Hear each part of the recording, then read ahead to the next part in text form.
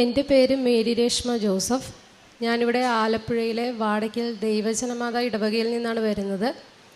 ഞാൻ ഉടമ്പടി എടുത്തത് 2022 സെപ്റ്റംബർ 16 പ്രഗ്നൻ്റ് ആയിരിക്കുമ്പോഴാണ് ഞാൻ ആദ്യമായിട്ട് ഇവിടെ വന്ന് ഉടമ്പടി എടുക്കുന്നത്.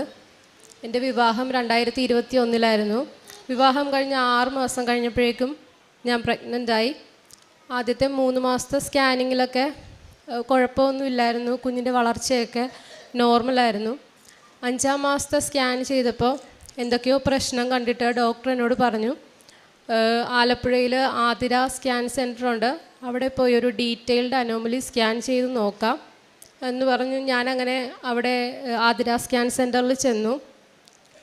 അവിടെ ചെന്ന് സ്കാൻ ചെയ്ത് കഴിഞ്ഞപ്പോൾ ഡോക്ടർ എന്നോട് പറഞ്ഞു, നിങ്ങളോടൊന്ന് സംസാരിക്കണം, വെയിറ്റ് ചെയ്യാൻ പറഞ്ഞു. അങ്ങനെ കുറച്ച് നേരം കഴിഞ്ഞപ്പോൾ ഡോക്ടർ വന്ന് ഞങ്ങളോട് പറഞ്ഞു, കുഞ്ഞിന് 2 ആഴ്ചത്തെ വളർച്ചാക്കുറവുണ്ട്. അതുമല്ല, കുഞ്ഞ് കിടക്കുന്ന ആ ഒരു ഫ്ലൂയിഡ് അത് തീരെ ഇല്ല. എന്തുകൊണ്ടാണ് ഇങ്ങനെ സംഭവിക്കുന്നതെന്ന് അറിയത്തില്ല. അപ്പം നിങ്ങൾ റെഡിയാണെങ്കിൽ വയറ്റിൽ നിന്ന് വെള്ളം കുത്തിയെടുക്കുന്ന ഒരു പരിശോധനയുണ്ട്. അത് ചെയ്യുമ്പോൾ കുഞ്ഞിന് ജനിതകപരമായിട്ട് എന്തെങ്കിലും രോഗമോ അങ്ങനെ എന്തെങ്കിലും ഉണ്ടെങ്കിൽ അറിയാൻ പറ്റും. അപ്പോൾ അതിന് റെഡിയാണെങ്കിൽ നിങ്ങൾ ചേർത്തലയിൽ ഒരു ഹോസ്പിറ്റലിലേക്ക് വരാൻ പറഞ്ഞു. അങ്ങനെ ചേർത്തലയിൽ ചെന്നു. വെള്ളം കുത്തി പരിശോധനയ്ക്ക് അയച്ചു. 1 ആഴ്ചത്തെ താമസം ഉണ്ടായിരുന്നു റിസൾട്ട് വരാൻ. റിസൾട്ട് വന്നപ്പോൾ റിസൾട്ടിൽ കാര്യമായിട്ടുള്ള പ്രശ്നങ്ങളൊന്നും തന്നെ ഇല്ലായിരുന്നു. അങ്ങനെ ഞാൻ കൺസൾട്ട് ചെയ്യുന്ന ഗൈനക്കോളജിസ്റ്റിനെ റിസൾട്ട് കാണിച്ചപ്പോൾ ഡോക്ടർ പറഞ്ഞത്, നമുക്കൊരു 2 ആഴ്ച ഒന്നുകൂടെ ഒന്ന് നോക്കാം, കുഞ്ഞിന് വളർച്ചയിൽ വല്ല ഇമ്പ്രൂവ്മെൻ്റ് ഉണ്ടോ എന്ന് നോക്കാം, നോക്കിയിട്ട് നമുക്ക് വേണ്ടതുപോലെ ചെയ്യാമെന്ന് പറഞ്ഞു. അങ്ങനെ 2 ആഴ്ച കഴിഞ്ഞ് വീണ്ടും സ്കാൻ ചെയ്തപ്പോൾ മുമ്പുണ്ടായിരുന്ന 2 ആഴ്ചത്തെ വളർച്ചക്കുറവെന്ന് പറയുന്നത് 3.5 ആഴ്ചയോളം വളർച്ചക്കുറവെന്ന് പറഞ്ഞ് റിസൾട്ട് വന്നു. അതുമല്ല, മുമ്പുണ്ടായിരുന്നതിനെക്കാട്ടിലും ഫ്ലൂയിഡ് തീരെ കുറയുകയും ചെയ്തു. അപ്പോൾ അത് കാരണം ഈ പ്രഗ്നൻസിയുമായിട്ട് മുന്നോട്ട് പോകുന്നത് നല്ലതല്ല. ഞങ്ങൾ ഡോക്ടറിനെ കണ്ടപ്പോൾ ഡോക്ടർ ഞങ്ങളോട് പറയുന്നതെല്ലാം നെഗറ്റീവായിട്ടുള്ള കാര്യങ്ങളാണ്. അതായത് പ്രഗ്നൻസിയുമായിട്ട് മുന്നോട്ട് പോകണ്ട, കുഞ്ഞിനെ അബോർഷൻ ചെയ്ത് കളയുന്നതാണ് നല്ലത്. ചിലപ്പോൾ മുന്നോട്ട് പോയാൽ അമ്മയ്ക്കും കുഞ്ഞിനും ഒരേപോലെ ആരോഗ്യത്തിന് പ്രശ്നം ഉണ്ടാകും. അതുമല്ല, ജനിക്കുന്ന കുഞ്ഞിന് ഇനി വലിയ ആരോഗ്യ പ്രശ്നങ്ങളൊക്കെ ഉണ്ടാകും. അപ്പോൾ നിങ്ങൾ ജീവിതകാലം മുഴുവൻ അത് ചിലപ്പോൾ സഫർ ചെയ്യേണ്ടി വരും. അപ്പോൾ ഇത് അബോർഷൻ ചെയ്ത് കളയുന്നതാണ് നല്ലത്. വീട്ടിൽ പോയി തീരുമാനിച്ചിട്ട് റെഡിയാണെങ്കിൽ പിറ്റേ ദിവസം തന്നെ ഹോസ്പിറ്റലിലേക്ക് വരണമെന്ന് പറഞ്ഞു. അങ്ങനെ ഭയങ്കര നിരാശയോടെ ഞങ്ങൾ എന്തായാലും അബോർഷൻ ചെയ്യാമെന്ന് തന്നെ തീരുമാനിച്ചു. അങ്ങനെ ഹോസ്പിറ്റലിൽ ചെന്നു. അവിടെ അഡ്മിഷന് വേണ്ടി വെയിറ്റ് ചെയ്യുവാണ്. അപ്പോൾ എൻ്റെ അമ്മ എൻ്റെ അടുത്ത് നിന്നുകൊണ്ട് പ്രാർത്ഥിക്കുന്നുണ്ടായിരുന്നു. അമ്മ അപ്പോൾ പറഞ്ഞത്, അബോർഷൻ ചെയ്യണ്ട എന്നാണ് ഡോക്ടർ പറയുന്നതെങ്കിൽ കൃപാസനത്തിൽ വന്ന് എൻ്റെ മോളെ കൊണ്ട് ഉടമ്പടി എടുപ്പിച്ചോളാം എന്ന് പറഞ്ഞു. തലേ ദിവസം വരെ ഞങ്ങൾക്ക് നെഗറ്റീവ് പറഞ്ഞുകൊണ്ടിരുന്ന ഡോക്ടർ അന്ന് വന്നിട്ട് ഞങ്ങളോട് പറയുന്നത്, അബോർഷൻ ചെയ്യണ്ട, നമുക്ക് ഈ പ്രഗ്നൻസിയുമായിട്ട് മുന്നോട്ട് പോകാം, ഞാൻ വേണ്ട സപ്പോർട്ടൊക്കെ തരാം എന്ന് പറഞ്ഞു. പിറ്റേ ദിവസം തന്നെ ഞാനിവിടെ എത്തി ഉടമ്പടി എടുത്തു. വീട്ടിൽ ഉടമ്പടി എടുത്തു കഴിഞ്ഞ് ഞാൻ വീട്ടിൽ വന്നതിന് ശേഷം ഡെയിലി ഉടമ്പടി തൈലം എൻ്റെ വയറിൽ കുരിശടയാളം വരച്ച് ഞാൻ പ്രാർത്ഥിക്കും. രാവിലെയും വൈകിട്ടും പ്രാർത്ഥന ചൊല്ലും. ചെയ്യേണ്ട കാര്യങ്ങളൊക്കെ ഞാൻ കൃത്യമായിട്ട് ചെയ്യുന്നുണ്ടായിരുന്നു. ഇപ്പോൾ സാക്ഷ്യമൊക്കെ കേൾക്കുമ്പോൾ ഞാൻ കരുതുന്നത്, ഉടമ്പടി എടുത്തതല്ലേ, അതുകൊണ്ട് ഇനിയിപ്പോൾ എനിക്ക് ഉടനെ തന്നെ അത്ഭുതം സംഭവിക്കും, അടുത്ത സ്കാനിങ്ങിൽ കുഞ്ഞിന് നല്ല വളർച്ച ഉണ്ടായിരിക്കും എന്നൊക്കെ കരുതി അങ്ങനെ പ്രതീക്ഷയോടെ ഓരോ സ്കാൻ ചെയ്യുമ്പോഴും കുഞ്ഞിന് കാര്യമായിട്ടുള്ള യാതൊരു മാറ്റവും ഉണ്ടായിരുന്നില്ല. എനിക്ക് ഓരോ തവണയും നിരാശയാണ്. പിന്നെ ഉടമ്പടി പ്രാർത്ഥിക്കുന്ന സമയത്താണെങ്കിലും ഞാൻ ആലോചിക്കും, ഇതെന്താണ് എനിക്ക് ഇങ്ങനെ വരുന്നത്, ബാക്കിയുള്ളവർക്കൊക്കെ പെട്ടെന്ന് റിസൾട്ട് കിട്ടുന്നു, എനിക്ക് റിസൾട്ടൊന്നും വരുന്നില്ല, എൻ്റെ കുഞ്ഞിനാണെന്നുണ്ടെങ്കിൽ യാതൊരു മാറ്റവും ഇല്ല എന്ന് പറഞ്ഞ് ഞാൻ ശരിക്കും ഉടമ്പടി പ്രാർത്ഥിക്കുന്ന സമയത്തൊക്കെ ഞാൻ നിരാശപ്പെടുമായിരുന്നു.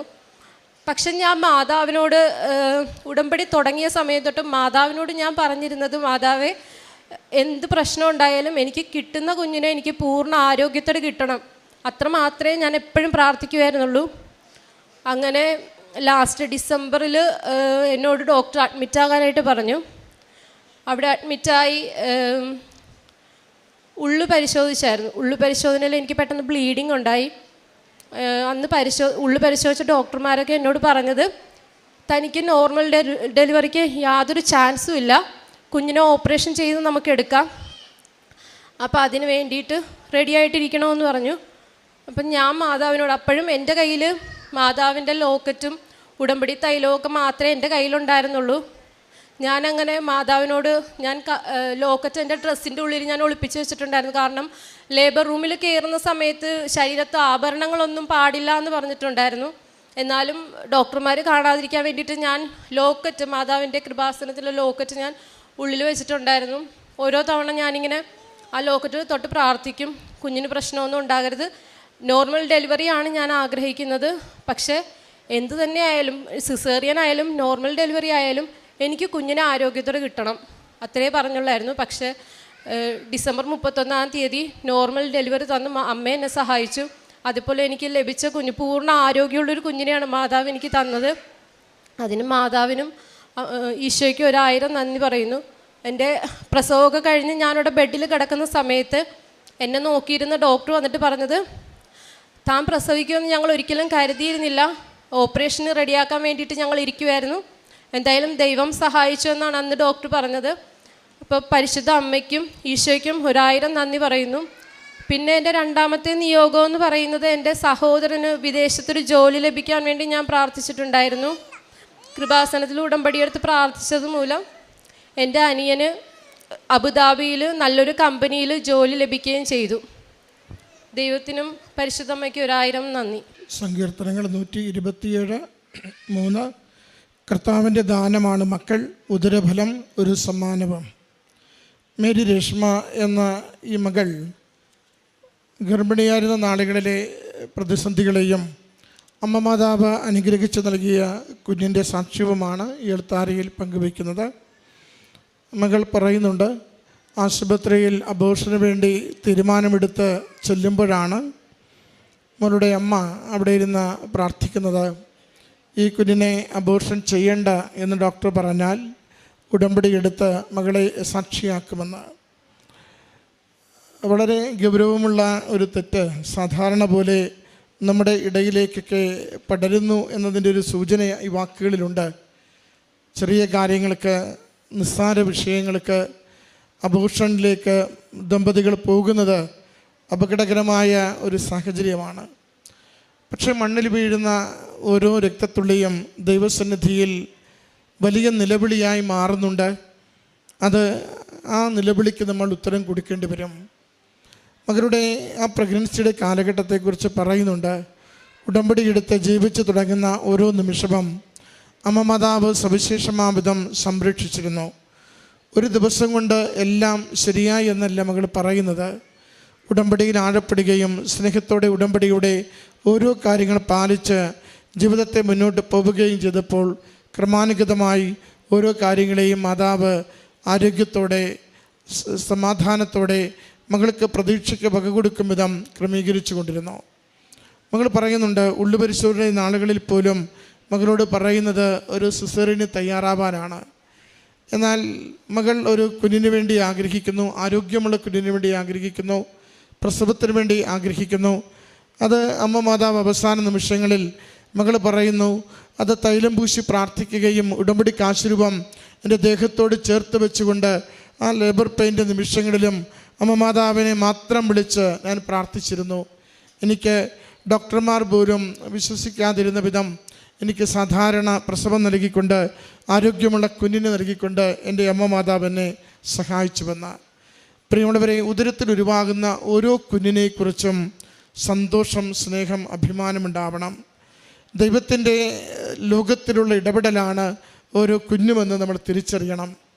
ആദരവോടുകൂടി കുഞ്ഞുങ്ങളെ സ്വീകരിക്കുവാൻ, സന്തോഷത്തോടു കൂടി കുഞ്ഞുങ്ങൾക്ക് വേണ്ടി ആഗ്രഹിക്കുവാൻ, ഉദരത്തിൽ ഉരുവാകുന്ന ഒരു കുഞ്ഞിനെ പോലും നശിപ്പിക്കില്ല, ബോധപൂർവം അറിഞ്ഞുകൊണ്ട് ദമ്പതികൾ നശിപ്പിക്കില്ലെന്ന് തീരുമാനമെടുക്കുവാൻ ഈ കാലത്ത് നമുക്ക് സാധിക്കണം. നമ്മൾ എത്ര കണ്ട് കുഞ്ഞുങ്ങൾക്ക് വേണ്ടി ജീവിതങ്ങളെ സമർപ്പിക്കുന്നുവോ, ഉദരഫലം അനുഗ്രഹീതമാകുവാൻ വേണ്ടി പ്രാർത്ഥിക്കുന്നുവോ, നമ്മുടെ കഴിവോ നമ്മുടെ സമ്പത്തോ നമ്മുടെ അധ്വാനമോ ജോലിയോ ഒന്നുമല്ല, ദൈവം തന്നെയാണ് ഓരോ മകനെയും മകളെയും ഈ ലോകത്തിൽ വളർത്തുന്നതും ഉയർത്തുന്നതും അനുഗ്രഹമായി നമുക്ക് നൽകുന്നതും. പലതും നമ്മുടെ കഴിവ് കൊണ്ടൊന്നുമല്ല നമ്മുടെ മക്കൾ ഇന്നായിരിക്കുന്ന ഇടങ്ങൾ വരേക്ക് എത്തിച്ചേരുന്നത്. ദൈവത്തിൻ്റെ കരുണയും കൃപയും കൊണ്ട് മാത്രമാണ്. അതുകൊണ്ട് എപ്പോഴും ഓർക്കണം, തമ്പുരാൻ ഉദരത്തിൽ ഉരുവാക്കുന്നതിനെ എന്ത് വില കൊടുത്തും ഞാൻ സംരക്ഷിക്കുകയും സ്നേഹിക്കുകയും പരിപാലിക്കുകയും ചെയ്യുമെന്ന്.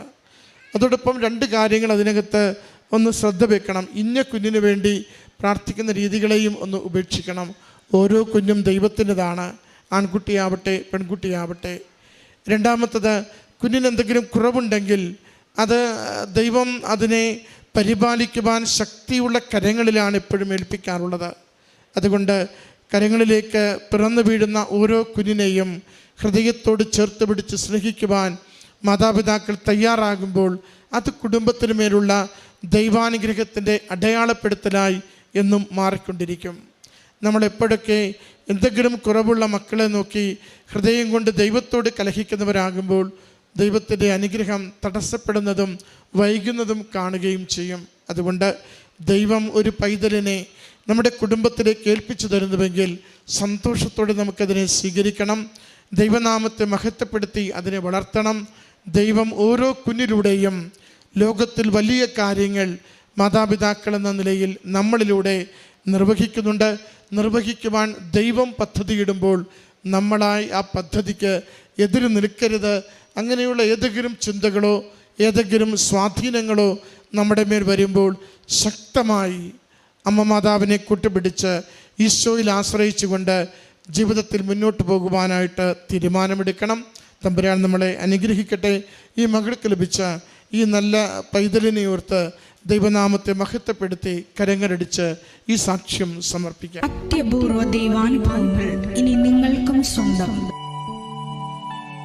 ഈ യൂട്യൂബ് ചാനൽ ഇതുവരെ സബ്സ്ക്രൈബ് ചെയ്തിട്ടില്ലെങ്കിൽ ഇപ്പോൾ തന്നെ സബ്സ്ക്രൈബ് ചെയ്യുക. ഈ വീഡിയോ ഇപ്പോൾ തന്നെ നിങ്ങളുടെ സുഹൃത്തുക്കൾക്ക് ഷെയർ ചെയ്തുകൊണ്ട് കർത്താവിൻ്റെ പ്രേക്ഷിതരാകുക.